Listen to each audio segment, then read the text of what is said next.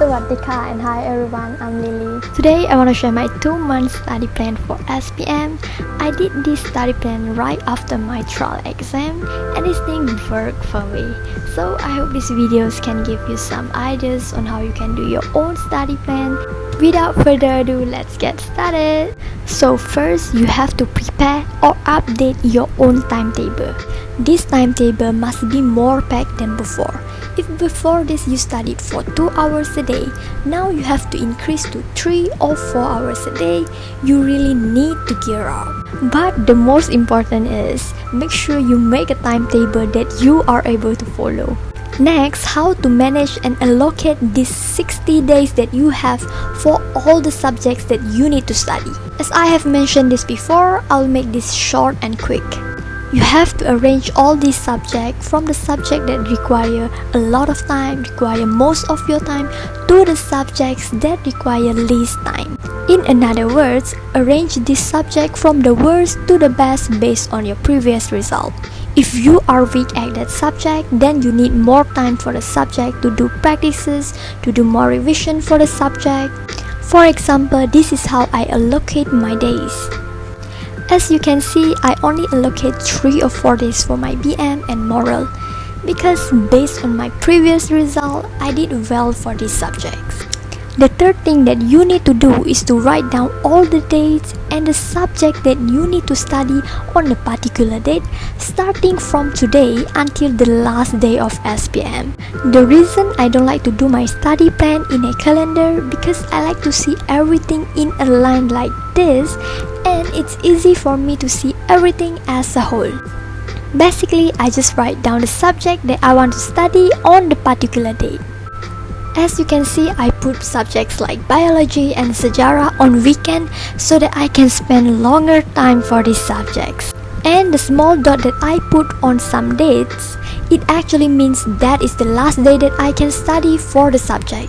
Step number 4, write all the things that you need to do for each subject. You might be wondering why I must write everything on another page.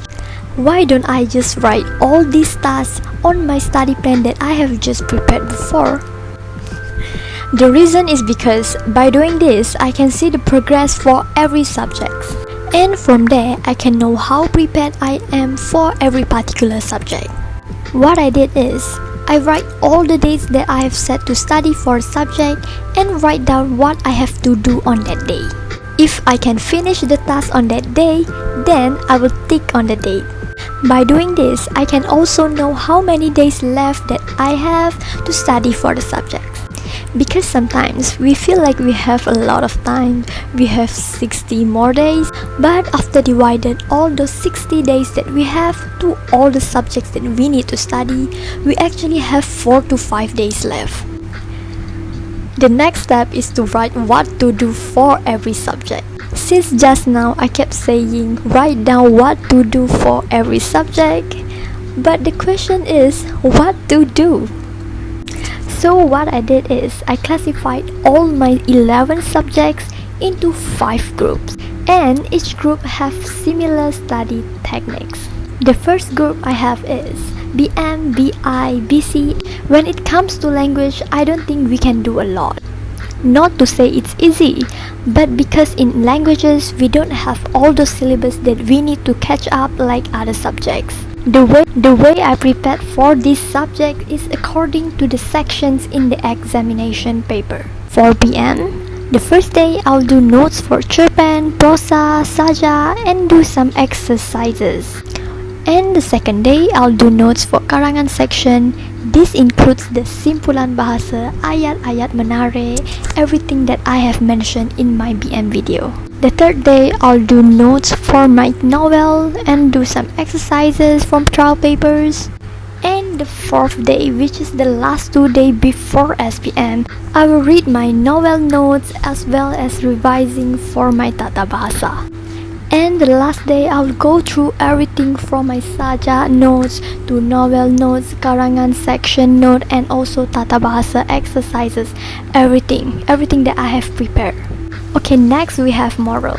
For moral, I'll do exercises according to the bidang. I will spend one day to do exercises on the essay part and another day to do exercises for structure. And the last day before SPM, I will memorize all the definitions for the nilai and revise my exercises that I've done before. The third group we have maths, addmath, and also accounting. For these three subjects, I'll choose one day to do topical exercises for the chapter that I'm not confident with, and the next remaining days I'll be doing trial papers for paper 1 and paper 2. I will continuously do the trial papers on the dates that I have set.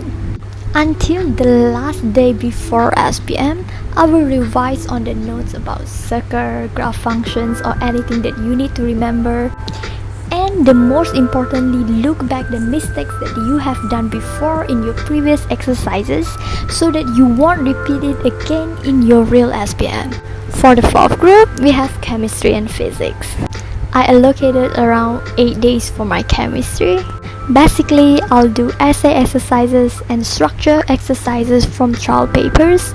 So if today I do essay exercises, on the next date I'll be doing structure, and another date I'll be doing objective questions. Last day before SPM, I will revise all exercises that I have done starting from paper 2 to paper 1. That is what I always do. If tomorrow I'm going to sit for paper 1 first and followed by paper 2, I will reverse it and read paper 2 first followed by paper 1.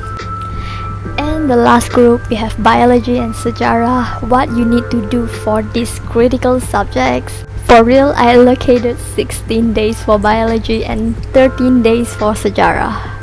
Because these two subjects, we have a lot of things to read. So we start from 2 months before SPM. 2 months before SPM, I'll make sure I've read all the notes from all chapters. And 1 month before SPM, I'll do practices from trial papers for essay questions, structured questions, and objective questions. And the last day before SPM, as I always do, I'll revise on my essays, structure, and objective that I have done before, but focusing more on trial questions. And the most important thing is that don't put so much burden on yourself on the last day before SPM. If you can't manage to read everything that you have planned, that's okay, because at the end of the day, no matter how hard you have prepared, if you don't have a good mood on that day, you won't perform well. If you have made this far, thank you so much. I hope you can start doing your own 2-month study plan, and I hope it works for you. Till we meet again.